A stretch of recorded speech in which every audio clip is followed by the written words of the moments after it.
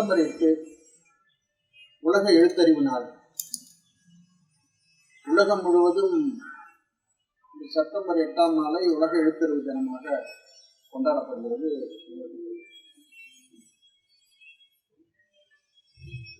இது ஐக்கிய நாடு சபை எடுத்த முடியும். செப்டம்பர் 8 உலக எழுத்தறிவு தினமா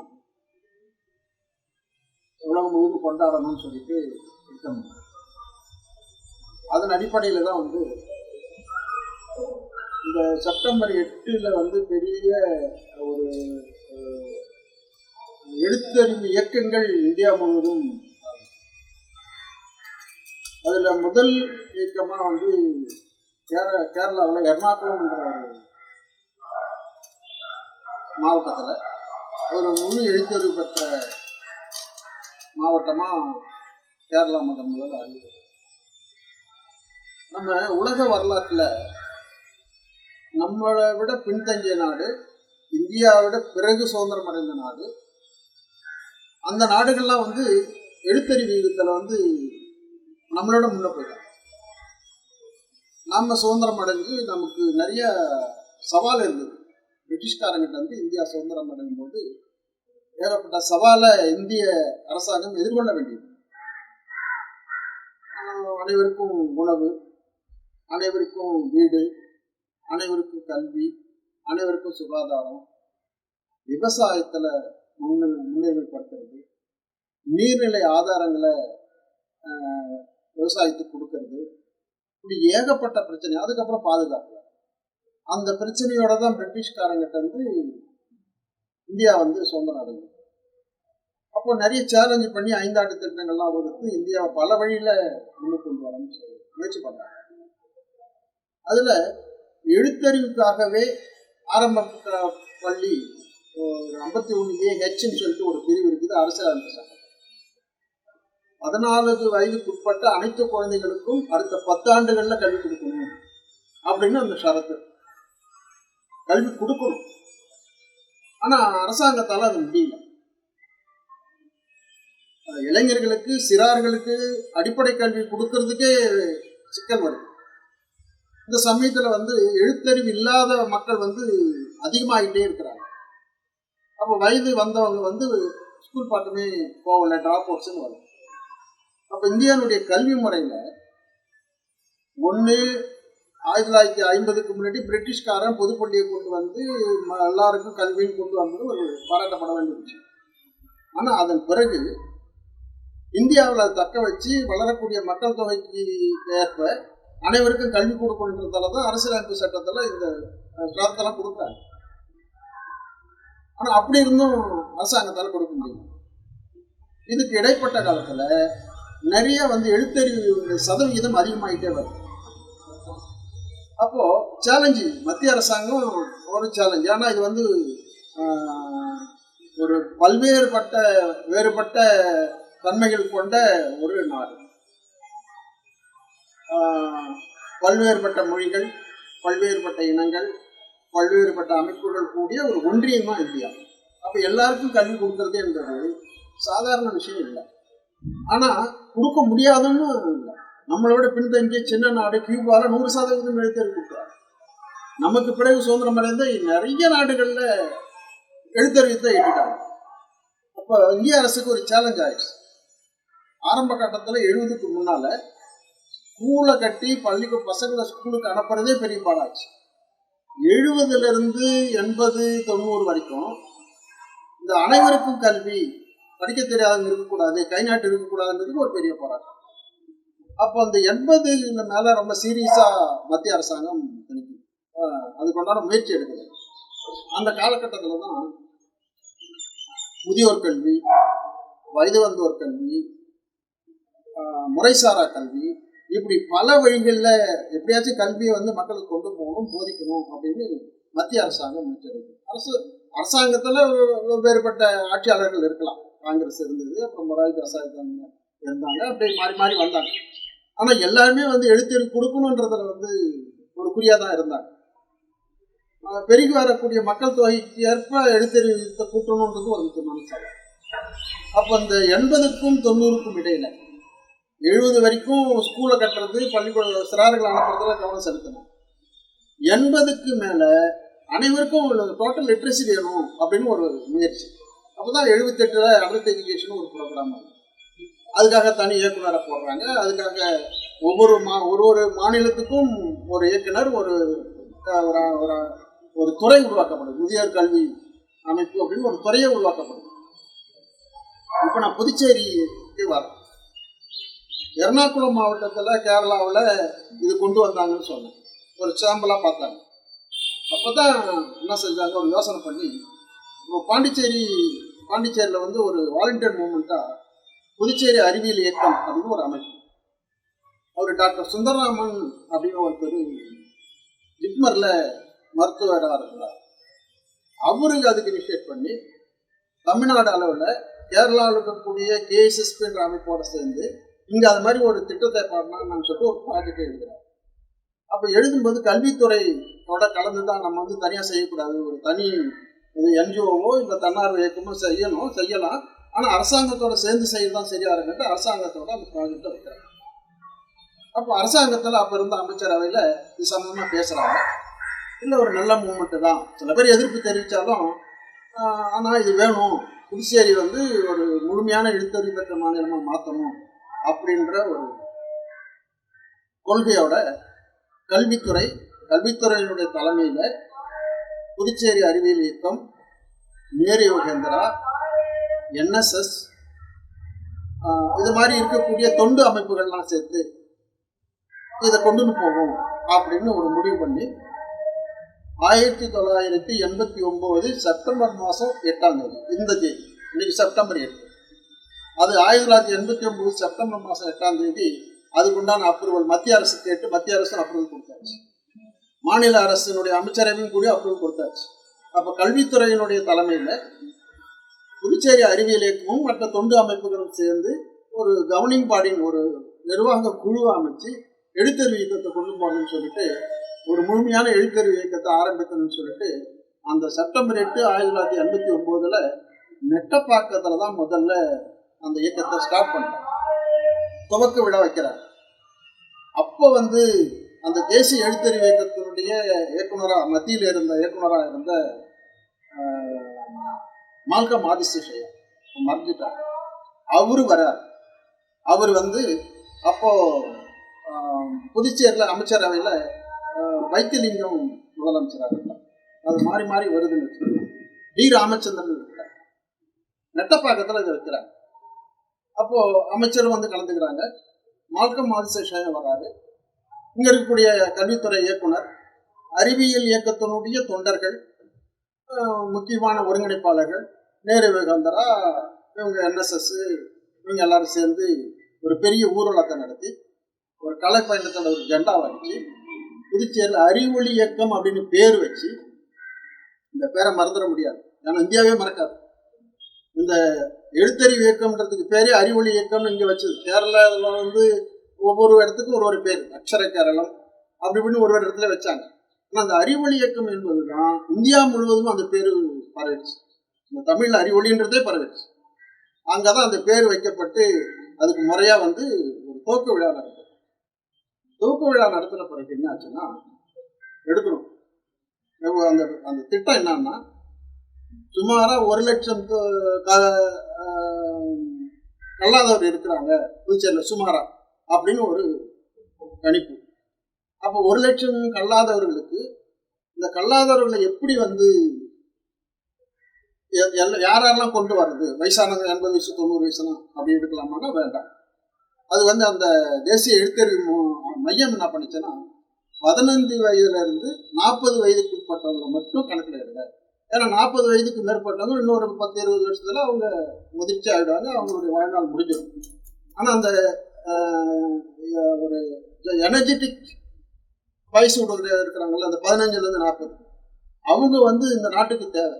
அவங்களுடைய உழைப்பும் தேவை, அவங்களுடைய அறிவும் தேவை, அவங்களுடைய நுண்ணறிவு வந்து இந்த நாடு வளர்ச்சிக்கு பயன்படுத்தணும்.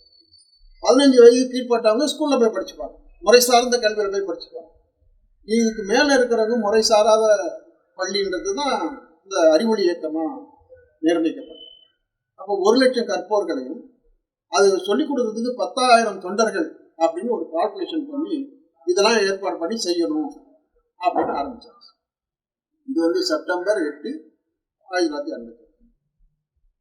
அப்படியே ஆரம்பிச்சு முதல்ல வந்து கணக்கெடுப்பு எடுக்கிறாங்க. எங்க பாண்டிச்சேரின்றது சாதாரண விஷயம் இல்லை. நீங்க தமிழ்நாடோ கேரளாவோ ஆந்திராவோ ஒரு ஸ்டேட் ஒரு டிஸ்ட்ரிக்ட் பண்றாங்கன்றது அது வேற விஷயம். பாண்டிச்சேரி வந்து ஒரு சிக்கல் இடியாப்ப சிக்கல். என்னன்னா இங்க பாண்டிச்சேரிலையும் காரைக்காலையும் பகுதிகளில் தமிழ் தாய்மொழி, ஏனத்துல தெலுங்கு தாய்மொழி, மாகையில் மலையாளம் தாய்மொழி. அப்போ இவ்வளோ மொழிகள்லையும் பாடத்திட்டம் அமையணும், புத்தகம் வேணும். இவ்வளோ அந்த அது தவிர பிரெஞ்சு மொழி பேசக்கூடியவங்க வேறு இங்கே பாண்டிச்சேரியில் இருக்கிறாங்க. அப்போ இந்த 3 மொழி ரீஜனல் லாங்குவேஜ், தமிழ், மலையாளம், தெலுங்கு, அப்புறம் இங்கிலீஷு, அப்புறம் ஃப்ரெஞ்சு, இது எல்லாமே கல்வியில் சேர்ந்துருக்கு. சரி, அந்த தாய்மொழி மட்டுமாவது அவங்க பெயர் எழுத, ஒரு எழுத்துக்குட்டி படிக்க, ஒரு கடிதம் எழுத, அந்த அளவுக்கு அவங்களை கொண்டு வந்துடலாம் அப்படின்னு ஒரு முயற்சி பண்ணி தான் இந்த 1 லட்சம் கற்போர்களை அடையாளம் பண்ணி கணக்கெடுக்கிற வேலையை முதல்ல ஆரம்பிச்சோம். அந்த கணக்கெடுக்கிற வேலையில் அறிவியல் இயக்கம் தலைமையேற்று நடத்தும். கல்வித்துறை தான் தலைமை, புதுச்சேரி அரசனுடைய கல்வித்துறை தான் தலைவர். அப்போ வந்து இயக்குனர் மாத்யூ சாமி அப்படின்னு ஒருத்தர் இருந்தார். அவர் தான் சேர்பர்சன் இந்த இயக்கத்துக்கு. அதுக்கு கூட வந்து ஒரு கவர்னிங் பாடி இருக்கும், அதில் எல்லா அமைப்புகளும் சேர்ந்துருக்கும். அப்போது இந்த தொண்டர்கள் வந்து கணக்கெடுக்கணும்ல, அதுக்காக தொண்டர்களை முதல்ல அடையாளப்படுத்தணும். சரி, அதுக்கு முன்னாடி ஒரு பக்கம் தொண்டர்களை 10,000 தொண்டர்களை எடுக்கணும், 1 லட்சம் கற்பவர்களை கணக்கெடுக்கணும், அப்புறம் அவங்களுக்கு விழிப்புணர்வு ஏற்படுத்தணும். இது பெரிய திட்டம். எப்படி இந்த துணிச்சல் டாக்டர் சுந்தரராமனுக்கு வந்ததுன்னு இன்னும் என்னால் நினச்சி பார்க்க முடியல. ஏன்னா அவர் தான் அந்த கன்வீனர் அறிவியல் இயக்கத்துக்கு. அப்போ அவருக்கு நாங்களாம் பக்கபலமாக இருந்தோம். குறிப்பாக சொல்ல போனால் அவர் போர் தளபதியாக இருந்தவர் ஜே கிருஷ்ணமூர்த்தி, ஜேகேன்னு நாங்களாம் சொல்லுவோம். அவர் தான் வந்து ஒருங்கிணைப்பாளராக நியமிக்கப்படுறார். அறிவொளி இயக்கத்தினுடைய புதுச்சேரியினுடைய ஒருங்கிணைப்பாளராக, மைய ஒருங்கிணைப்பாளராக. அதுக்கப்புறம் என்ன பண்ணுறோம், ஒரு பகுதிக்கும், காரைக்காலுக்கு ஒரு ஒருங்கிணைப்பாளர் குணசேகரன் ஒருத்தர், மாகேக்கு ஒரு ஒருங்கிணைப்பாளர் புருஷோத்தமன் ஒருத்தர், ஏனத்துக்கு ஒரு ஒருங்கிணைப்பாளர் சத்யநாராயணன் ஒருத்தர். அப்போ ஒரு ஒருங்கிணைப்பாளர்கள்லாம் வந்து போட்டாச்சு. அதுக்கப்புறம் அந்த ஒரு கொம்யூனுக்கும் பிரித்து கொம்யூன் கோஆர்டினேட்டர்னு ஒன்று போடணும். இது ஒரு பக்கம் அந்த தலைமை இதில் இருக்கிறத தேர்ந்தெடுத்து அது வந்து அரசாங்கத்தோட பேசி, கல்வித்துறையில் பேசி அவங்கள வந்து விடுவிக்கணும் இந்த எழுத்தறிவு இயக்கத்தில். இன்னொன்று வந்து கல்லாதவர்களை கணக்கெடுக்கணும். கல்லாதவர்களை கணக்கெடுக்கிறதுல அறிவியல் இயக்க தொண்டர்கள், இப்போ நான் ஒருத்தங்க பேரையும் சொல்ல முடியும், என்னால் எல்லார் பேரும் எனக்கு ஞாபகத்தில் இருக்குது. இருந்தாலும் நான் எல்லா பேரும் இப்போ சொல்லக்கூடாது. ஏன்னா அவ்வளோ பேர்கள், அவ்வளோ அறப்பணி, பெண்கள் கல்லூரியில் படித்தவங்க, அப்படி குறிப்பாக அறிவியல் இயக்கத்தில் இருந்தவங்க இணைஞ்சிக்கணுங்க தான். அப்போது நிறைய தொண்டர்களை கூப்பிட்டு முதல்ல வந்து என்ன செஞ்சோன்னா, ஒரு கணக்கெடுப்பு ஃபார்ம் வச்சு வீடு வீடாக போய் கணக்கெடுக்கணும். ரொம்ப சிக்கலான ஒரு விஷயம் என்னன்னா, வாண்டரப்பேட்டையில் மட்டும் 3450 பேர். வானரப்பேட்டைன்னா இப்போ இருக்கிற வானரப்பேட்டை, அங்கே நேதாஜி நகர் 1, 2, பிரான்சுவா தோப்பு, ராஜவுடையார் தோப்பு அப்படின்னு சொல்லி ஒரு பகுதியில் இருக்கு. அதெல்லாம் சேர்த்து அங்கே மட்டுமே ஒரு 3459 பேர் கணக்கெடுத்தாங்க. அங்கே சிந்து பாத்தன் ஒரு வாலண்டியர், அவர் கூட இன்னும் சில பேர்லாம் சேர்ந்து கணக்கெடுக்கிறாங்க. அந்த வாண்டரப்பேட்டையினுடைய ஒட்டுமொத்தமான கல்லாதோர் பட்டியல் அளவை விட மாகையில் குறைச்சல். மாகே வந்து ஒரு பிராந்தி, ஆனால் அதை விடவே இங்கே அதிகன்றதுக்கு தான் சொல்ல வரேன். ஏனத்தில் எடுக்கிறாங்க, மாகையில் எடுக்கிறாங்க, பாண்டிச்சேரியில் இருக்கக்கூடிய ஒரு கொம்யூனாக அந்த திட்ட ஒருங்கிணைப்பாளரும் கூட சேர்ந்து தொண்டர்கள் சேர்ந்து கணக்கெடுக்கிறாங்க. கிட்டத்தட்ட 80 லட்சம் பேரை கணக்கெடுத்தாச்சு. 1 லட்சம்னு ஒரு கணக்கு போட்டு 80 லட்சம் பேர், 80,000 பேரை புள்ளிவரை எடுத்தாச்சு. 80,000 பேர் கணக்கு எடுத்த பிறகு இப்போ அவங்களுக்கு வந்து ஒரு விழிப்புணர்வு ஏற்படுத்துது. ஒரு பக்கம் கணக்கெடுக்கிற பணி நடந்துகிட்டே இருக்குது. இப்போ அதில் தொண்டராக இருந்தவங்களாம் பெரிய பெரிய நிலையில் இருக்கிறாங்க, அது வேறு விஷயம். இன்னொரு பக்கம் ஒரு மோட்டிவேஷன், ஏன் படிக்கணும் அப்படின்னு ஒரு விழிப்புணர்வு வரணும்ல மக்களுக்கு. அதுக்காக கலைப்பயணம்னு ஒன்று நடத்துது, ஃபர்ஸ்ட் பைலட் ஜாப்.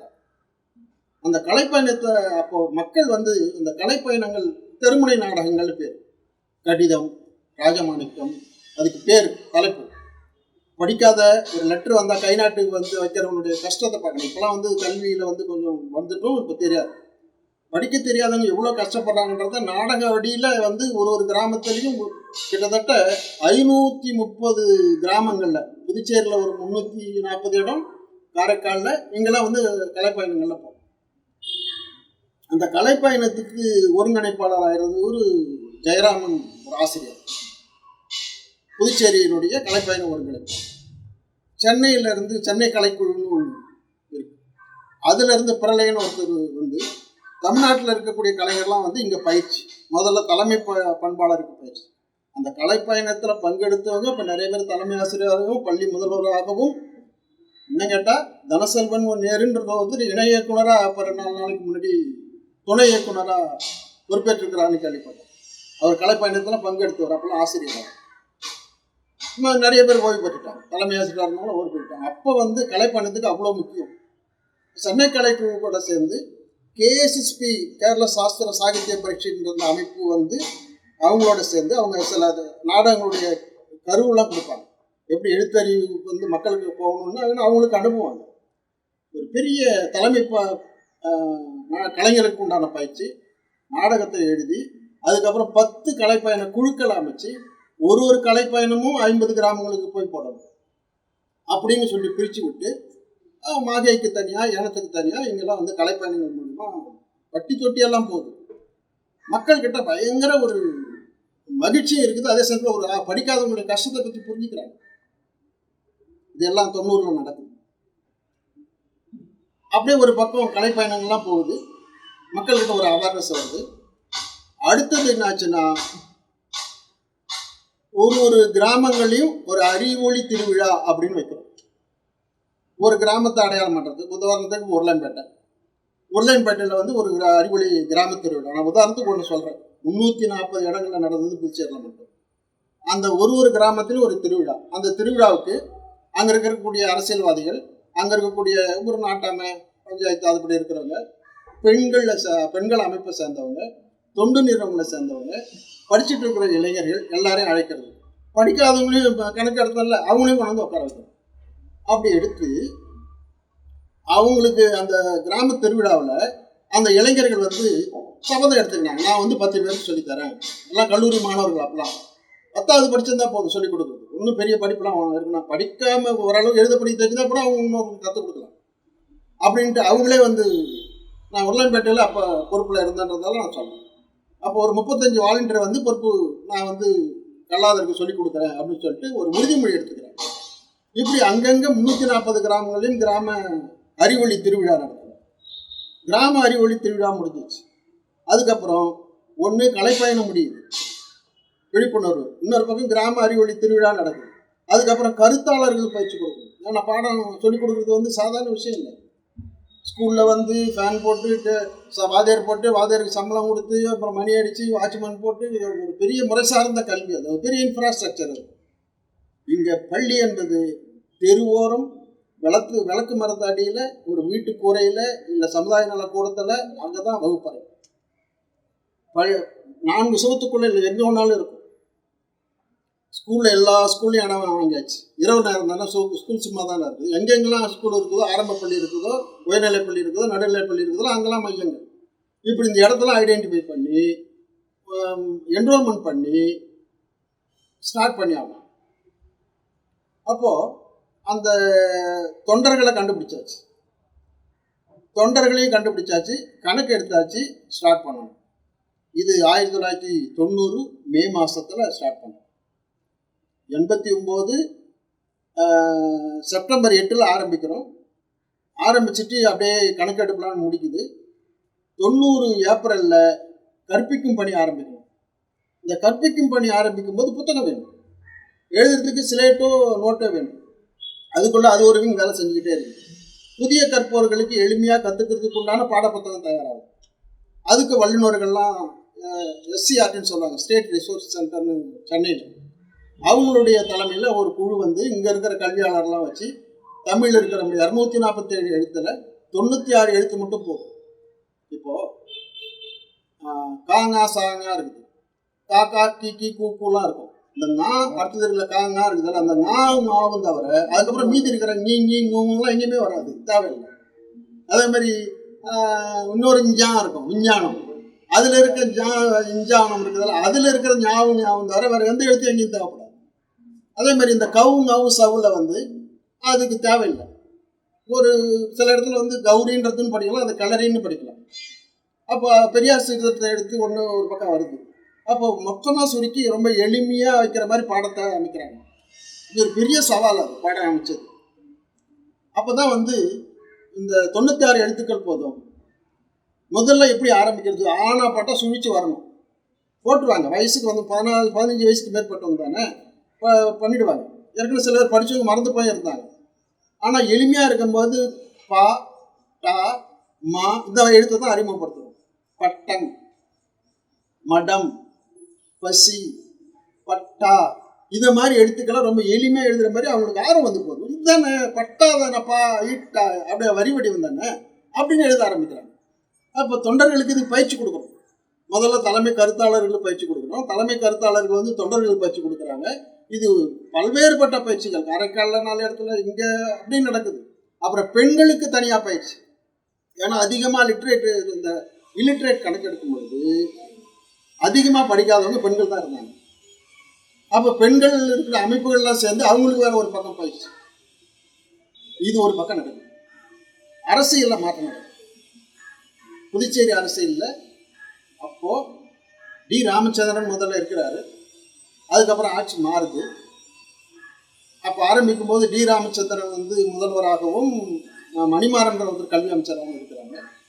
அதுக்கப்புறம் அந்த கூட்டணி செல்ல ஆட்சி மாறுது. வைத்திலிங்கம் முதலமைச்சராக வராது. இது ஒரு பக்கம் நடக்கும்போது மத்தியில் ஆட்சி மாறுது, கவர்னர் மாறுறாங்க. நாங்கள் அறிவொளி இயக்கம் நடத்தும்போது 2 கவர்னர் மாறியாச்சு. சந்திராவதின்னு ஒரு அம்மா இருந்தாங்க. அதுக்கப்புறம் ஹர்ஸ்வரூப் சிங் அப்படின்னு ஒரு கவர்னர் வந்தாங்க. ஆனால் 2 பேருமே டோட்டல் லிட்ரேச்சரில் அவ்வளோ கண்ணுங்கருத்தமாக இருந்தாங்க. அவங்களுக்கு கீழே செயலாளர் இருப்பாங்க, கல்வித்துறை செயலாளர். அப்போ சத்யாவதி ஐஏஎஸ்.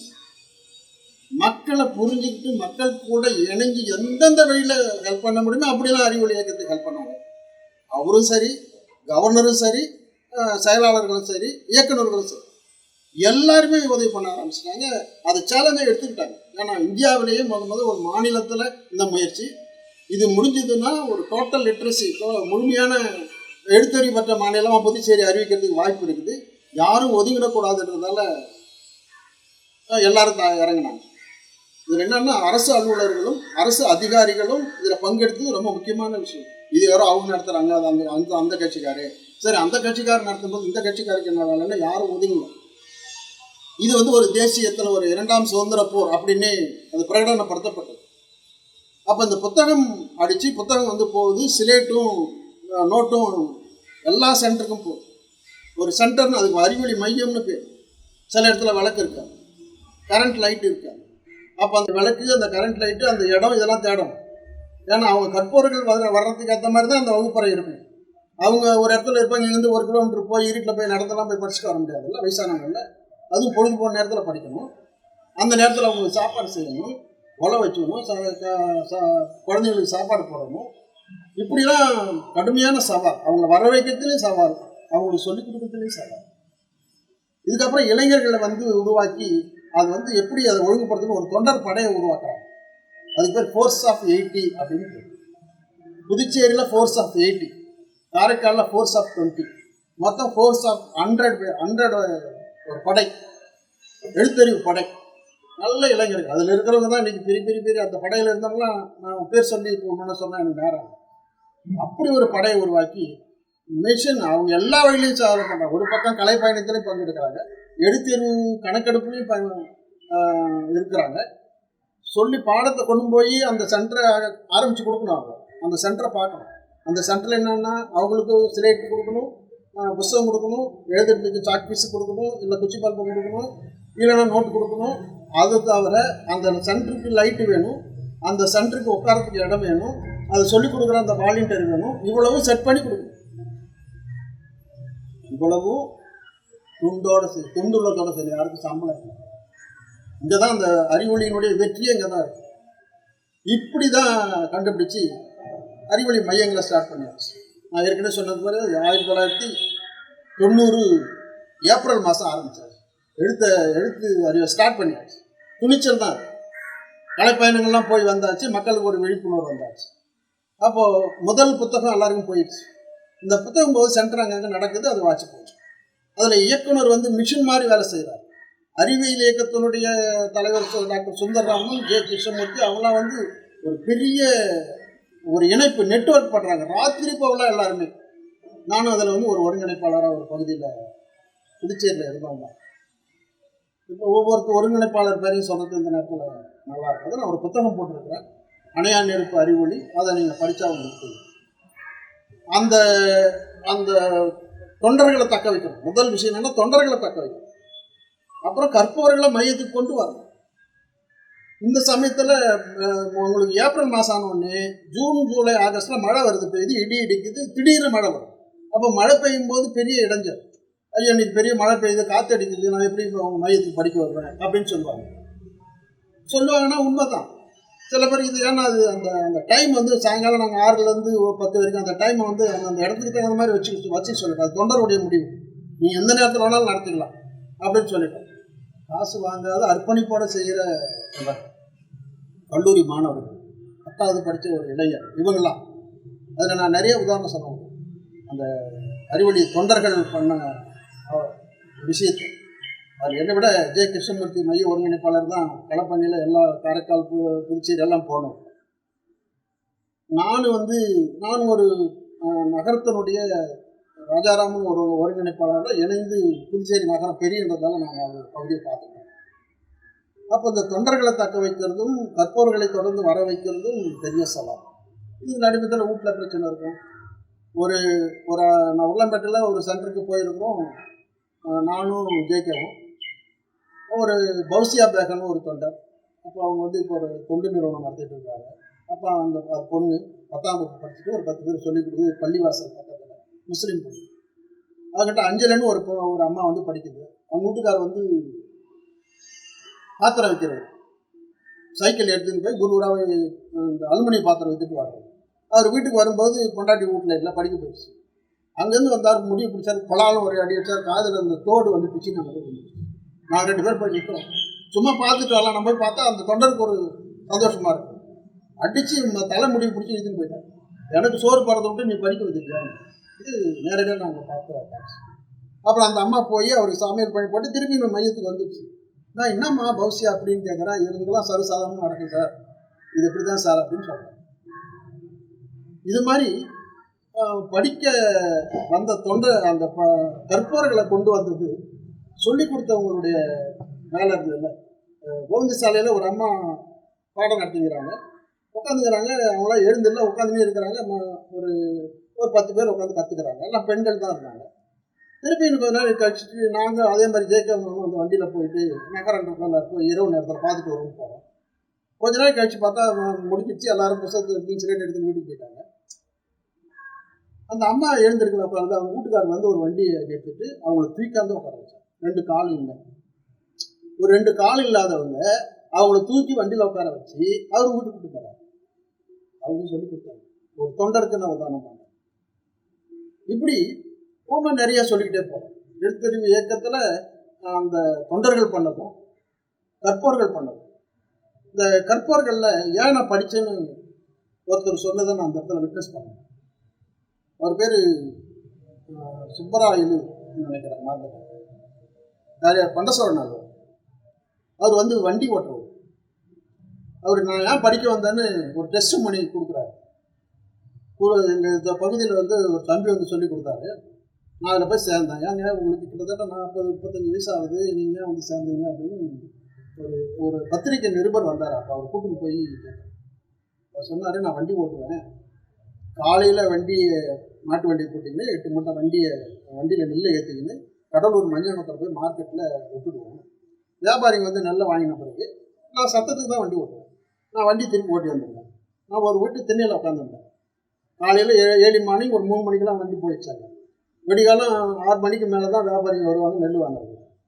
நான் ஒரு வீட்டு இதில் சும்மா உட்காந்து சாட்டுக்கோள் மாட்டு ஓட்டுற சாட்டுக்கோள் அதை வச்சுட்டு அப்படியே உட்காந்துருந்தேன். நான் எப்பயுமே வெள்ளையாக தான் துணி போடுவேன். சட்டியாக எவ்வளோ வேலை செஞ்சாலும் என்னுடைய துணி மட்டும் நான் வெள்ளையாக தான் உடுத்துவேன். அது என்னுடைய பழக்கம்.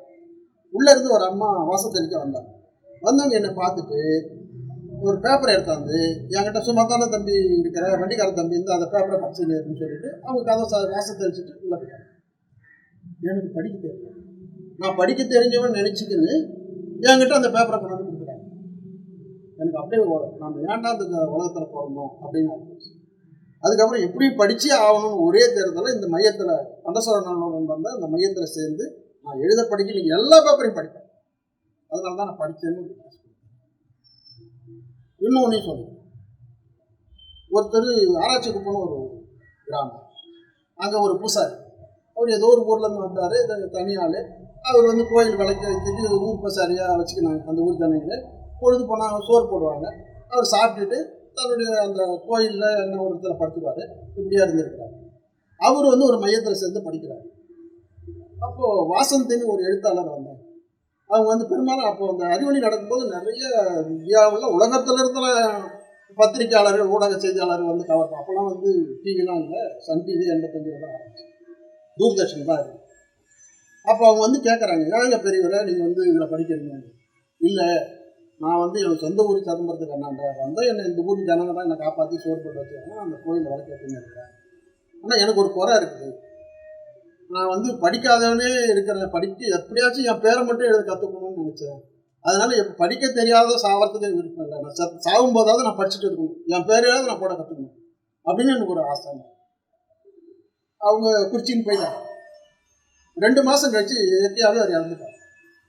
அவர் இறக்கிறதுக்கு முன்னாடி அந்த பசங்க அந்த தொண்டர்கிட்ட கேட்டுக்கிறார், ஒரு நாள் எனக்கு உடம்பு ரொம்ப சரியில்லைடா, பாஷான ஒரு தொண்டர், அப்படி நான் இறந்துட்டேன்னா நான் படித்தவன்னு தெரியணும், ஆனால் நான் எழுதின சிலேட் இல்லை, அதை வந்து என் மேலே வச்சு என்னை தூக்கின்னு போய் போடுங்க, வச்சுருங்க அப்படின்னு சொல்லிட்டே சரி. அதே போல் தொண்டர்கள்லாம் சேர்ந்து அவர் எழுதின அந்த சிலேட்டில் சண்முகம்னு எழுதினாருங்க, அதை மேலே வச்சு அவர் கைப்பாடை கட்டி திரும்பினார். நீங்கள் இந்த படித்தவங்களுடைய வரலாறு வந்து ரொம்ப நெருடும், எனக்கே சொல்கிறது கஷ்டமாக இருக்குது. அப்படி ஒரு வாழ்க்கையில் ஒரு அவங்களால கடிதம் வந்தால் படிக்க முடியுது, ஒரு லெட்டர் வந்தால் தூக்கி ஓடுறது, பஸ்ஸு ஏறினா பஸ்ஸு பேர் படிக்க தெரியல, இப்படிலாம் இதெல்லாம் மீறி தான் வந்து படிக்க வந்தாங்க. இந்த சொல்லி கொடுத்தவங்களுக்கு திணறினாங்க, எப்படி வர வைக்கிறது, எப்படி போகிறதுன்னு சொல்லி நிறைய உத்தியில் நிறைய பேர் கையாண்டாங்க. சில பேர் மரத்தில் போய் தென்னை மரம் அப்படின்னு எழுதி மாட்டி வச்சுருவாங்க. இன்னொருத்தவங்க வந்து மாட்டு மேலே ஒரு முருகன் ஒரு ஆசிரியர், சேலிமேட்டில் ஒரு ஆசிரியர், அதே சமயத்தில் ஒரு ஒருங்கிணைப்பாளர், ஒரு பகுதி ஒருங்கிணைப்பாளர். எங்கெங்கெல்லாம் மாடு, அந்த நிறைய எருமை மாடு இருந்தது, அந்த எருமை மாட்டு மேலே எருமை மாடு அப்படின்னு எழுதி போட்டு தொங்க விட்டார், மேலே தொங்க விட்டார். அந்த மாடு போகிற இடத்துல அது மேலே எருமை மாடு முருங்கை மரம்னு எழுதி அட்டையில் தொங்க விட்டார். ராஜாங்கன் ஒரு ஆசிரியர், அவர் ஒரு ஒருங்கிணைப்பாளர், ஒரு கிராம அமைப்பாளர். அவர் வந்து தன்னுடைய வண்டியில் டிவிஎஸ் 50 வண்டியில் முன்னாடியும் பின்னாடியும் கற்போம் கற்பிப்போம் அப்படின்னு வாசகத்தை முன்னாடி எழுதி அது பர்மனெண்ட் ஃபிக்ஸ் பண்ணிட்டார். அவர் வந்து ஒரு ஆண்டிகார், கால் கொஞ்சம் ஊனமுட்டில் தாங்கி நடப்பார். இப்படிலாம் வந்து பல்வேறு உத்திகளை பயன்படுத்தினாங்க. அந்த கவர்ச்சி, அந்த படிப்பு மேலே ஒரு கவர்ச்சி வரணும், எழுத கற்றுக்கிறதுடைய தாக்கத்தை அவங்க உணரணுன்றதுக்காக தொண்டர்கள் அவங்கவுங்களே ஒரு ஐடியா பண்ணாங்க.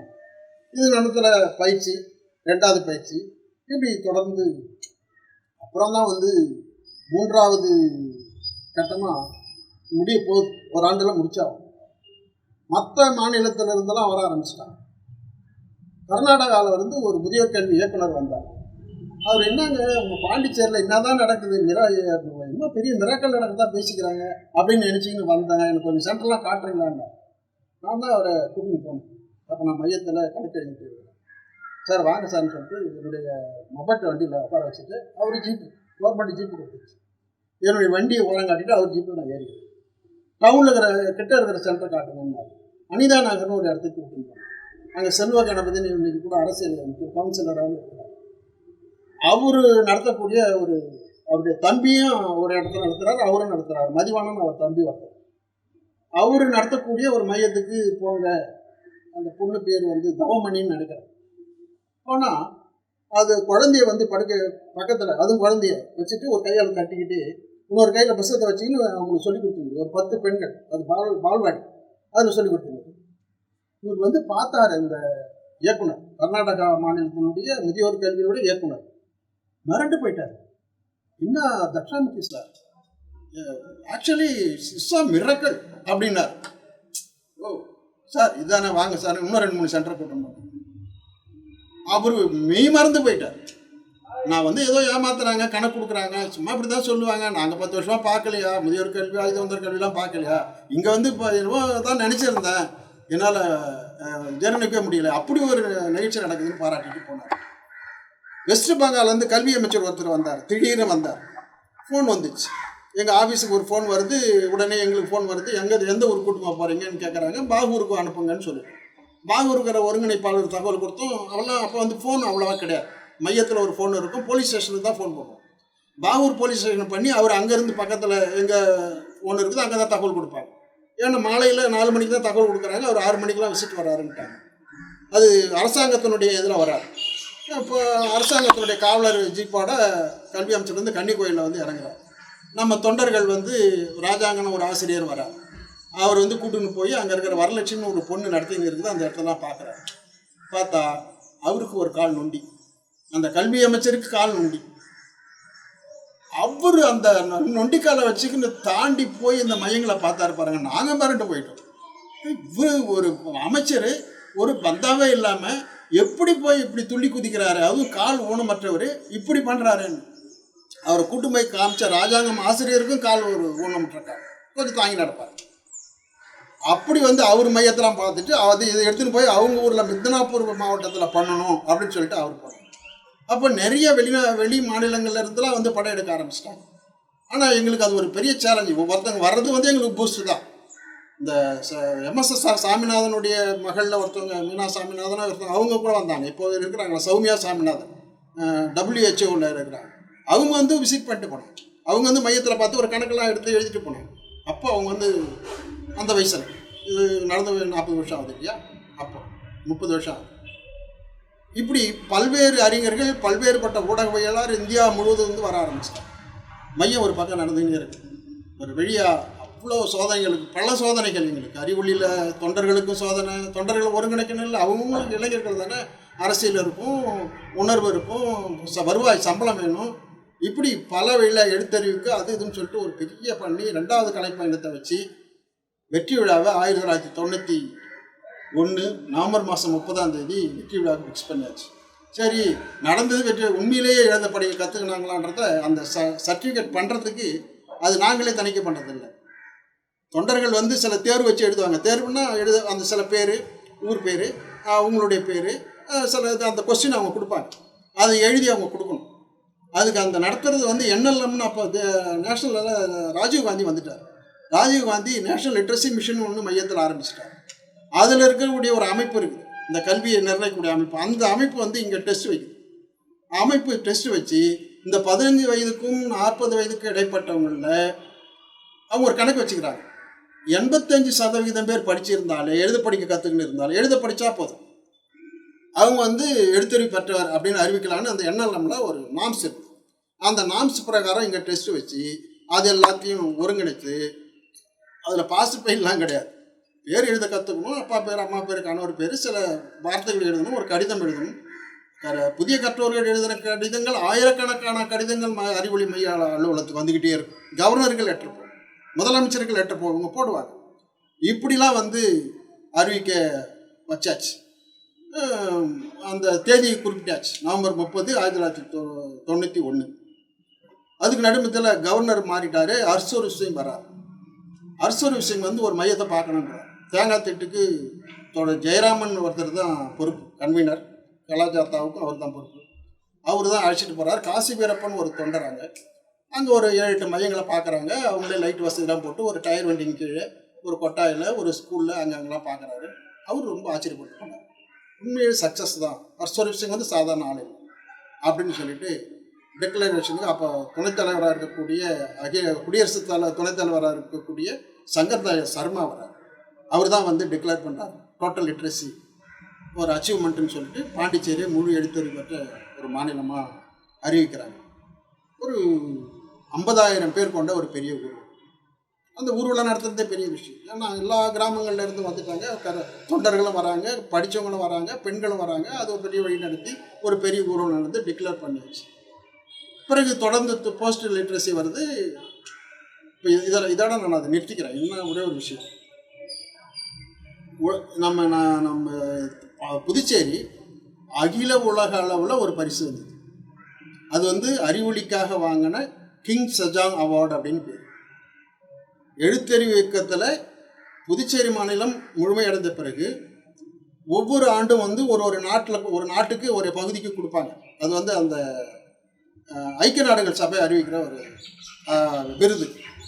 அந்த விருது அந்த ஆண்டு 92வது ஆண்டு புதுச்சேரி அறிவொளி இயக்கத்துக்கு வந்தது. அதான் முக்கியம். புதுச்சேரி அறிவொளி இயக்கத்துக்கு, அப்போ கல்வி அமைச்சர் காந்திராஜ் வரார்.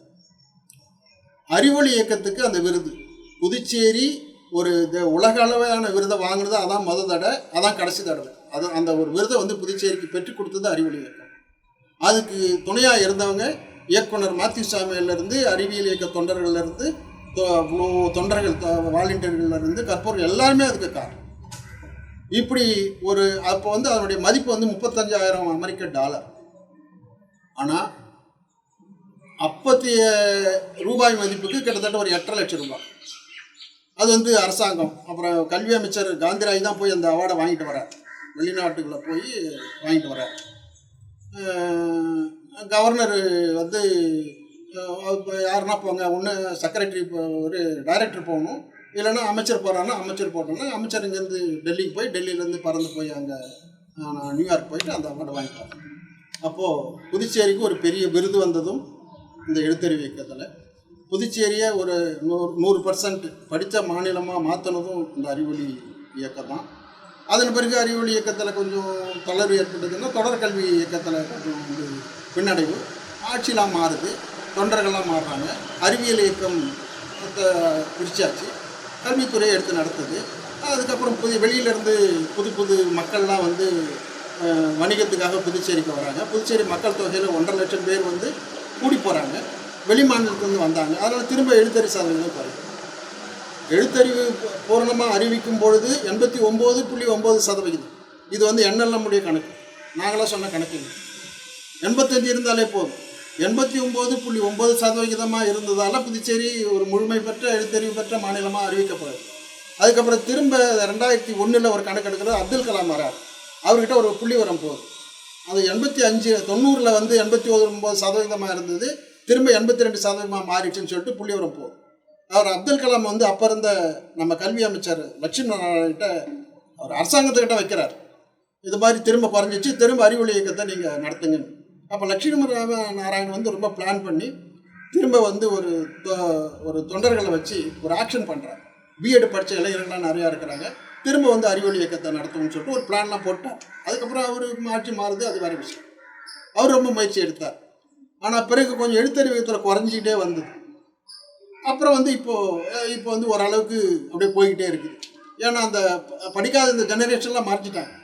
அப்போ புது ஜெனரேஷன் வருது, ஆரம்ப கல்விக்கு முக்கியத்துவம் கொடுத்தாச்சு. அப்போ ஆரம்ப கல்வியும் நடுநிலை கல்வி, உயர்நிலை கல்வி, மேல்நிலை கல்வி இதுக்கு முக்கியத்துவம் கொடுத்து வளர்ந்ததால் ஜெனரேஷன் கேப்பில் மறைஞ்சு போச்சு. நண்பர்களே, நான் வந்து புதுச்சேரியில் நடந்த ஒரு எழுத்தறிவு இயக்கத்தை பற்றி சுருக்கமாக தான் சொல்லியிருக்கேன். இது வரலாற்றில் ஒரு முக்கியமான இடம், ஒரு முக்கியமான நிகழ்வு. இதுக்கு ஒத்துழைத்த அனைத்து தொண்டர்களுக்கும், அனைத்து அதிகாரிகளுக்கும், அரசியல்வாதிகள், எல்லா அரசியல்வாதிகளும், ஆமாம், அமைச்சராக இருந்த ராஜவேலு, அமைச்சராக இருந்த ஏழுமலை, இப்போ இறந்துட்டார் கொரோனாவில், அவர், இப்போ அமைச்சராக இருக்கக்கூடிய நமச்சிவாயம், கந்தசாமி, இவங்க எல்லாமே அறிவொளியில் தொண்டராக இருந்து நடத்தினாங்க, கற்பித்தல் பணியில் ஈடுபட்டாங்கன்றது சொல்கிறேன். இது வந்து நான் அமைச்சரை மட்டும் சொல்கிறேன். இது தவிர உயர் அதிகாரிகளில் இருந்தவங்க, அரசியல்வாதியில் இருந்தவங்க ஏராளமாக பேர் இருக்கிறாங்க. இப்போ தொண்டர்களாக இருந்து பண்ணவங்க நிறைய பேர். இல்லை, எல்லா கட்சிக்காரும் ஒருங்கிணைச்சாங்க. கட்சியில் சில வேறுபாடுகள் இருந்தது தான், ஆனால் எல்லா கட்சிக்காரும் ஒருங்கிணைத்து இந்த சுதந்திர போரில் நம்ம ஒதுங்கிடக்கூடாது அப்படின்னே சில பேர் வர ஆரம்பித்தாங்க. எல்லாரும் ஒருங்கிணைச்சாங்க. ஒரு வெற்றிகரமான ஒரு இயக்கம் நடந்தது. புதுச்சேரி இந்தியாவிலேயே ஒரு முழு எழுத்தறிவு பெற்ற ஒரு மாநிலமாக அறிவிக்கிறதுக்கு அறிவொளி இயக்கம் ஒரு காரணமாக இருந்தது. இந்த செப்டம்பர் 8 இந்த நாளில் அதை நினைவு கூர்றதுல நான் ரொம்ப மகிழ்ச்சி அடைகிறேன்.